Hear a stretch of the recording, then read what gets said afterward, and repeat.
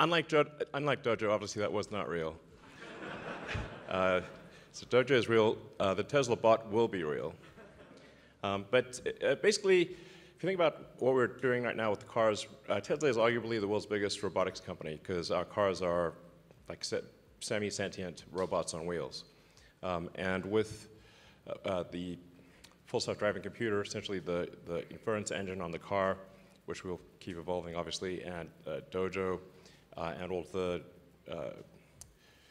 neural nets recognizing the world, understanding how to navigate through the world, it kind of makes sense to put that onto a humanoid form. And we're also quite good at sensors and batteries and actuators. So we think we'll probably have a prototype sometime next year that basically looks like this. And it's intended to be friendly, of course, and navigate through a world built for humans and eliminate dangerous, repetitive, and boring tasks. We're setting it such that it is, at a mechanical level, at a physical level, you can run away from it. And most likely overpower it. So hopefully that doesn't ever happen, but you never know.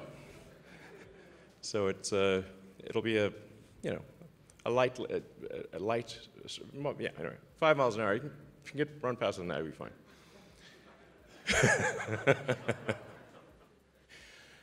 So yeah, it's around 5'8". Has sort of a screen where the head is for useful information, but it's otherwise basically got the autopilot system in it. So it's got cameras, got 8 cameras, and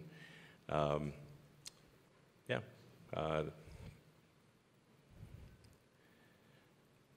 Full self-driving computer, and making use of all of the same tools that we use in the car. So, I mean, things I think that are really hard about having a useful humanoid robot is, can it navigate through the world without being explicitly trained? I mean, without explicit, like, line-by-line instructions. Can you talk to it and say, please pick up that bolt and attach it to the car with that wrench, and it should be able to do that. It should be able to, please go to the store and get me the following groceries, that kind of thing. So, yeah, I think we can do that. And yeah, this I think will be quite profound, because if you say it like, what is the economy? It is, at the foundation, it is labor. So what happens when there is, no shortage of labor? This is why I think long term that there will need to be universal basic income. Yeah. But not right now, because this robot doesn't work. So we just need a minute.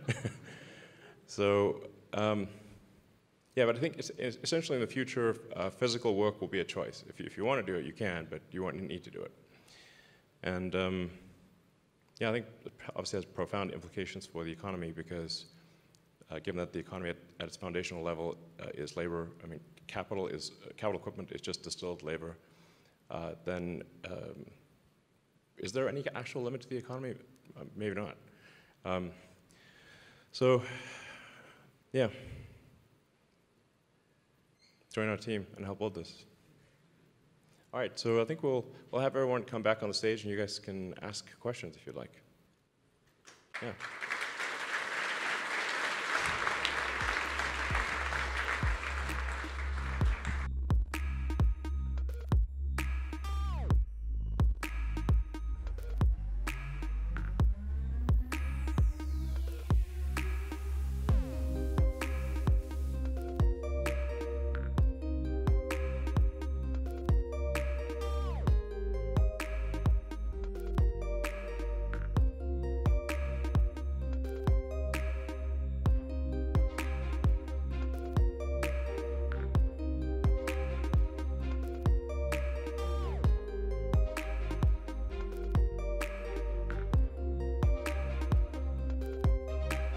Like, maybe try to get the camera angle from there, not from the side.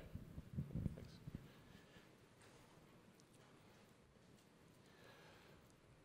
All right, cool. So we can probably turn the lights back on. And we actually do train on using data from probably like 50 different countries. But we have to pick, as we're trying to advance full self-driving, we need to pick one country. And since we're located here, we pick the US. And then we get a lot of questions like, why not even Canada? I'm like, well, because the roads are a little different in Canada, different enough. And so when trying to solve a hard problem, you want to say like, okay, what's the, let's not add additional complexity right now. Let's just solve it for the US, and then we'll extrapolate to the rest of the world. But we do use video from all around the world. Yeah, I think a lot of what we are building is very country agnostic. Fundamentally, all the computer vision components and so on don't care too much about country-specific sort of features.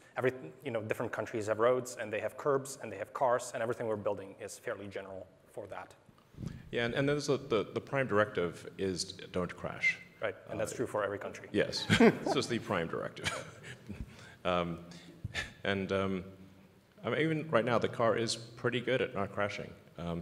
And so just basically, whatever it is, don't hit it. Even if it's a UFO that crash landed on the highway, and still don't hit it.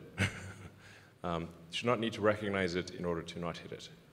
So that's very important.